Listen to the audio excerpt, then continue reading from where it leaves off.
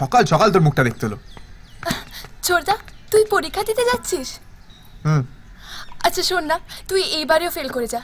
দেখ, আর 2 বছর ফেল করলেই আমরা দুজন একসাথে এক্সাম দিতে পারবো। প্লিজ প্লিজ প্লিজ ফেল করে যা। এই তুই ফালতু কথা বলিস না তো।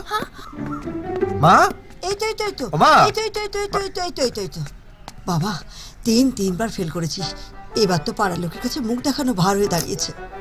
শোন না, যেভাবেই হোক নিজে লিখে পড়ে বা টুকলি করে যেভাবেই হোক এবারটা পাশ করে যা বাবা, পাশ করে যা। হ্যালো, বিড়ালের বাচ্চা তো?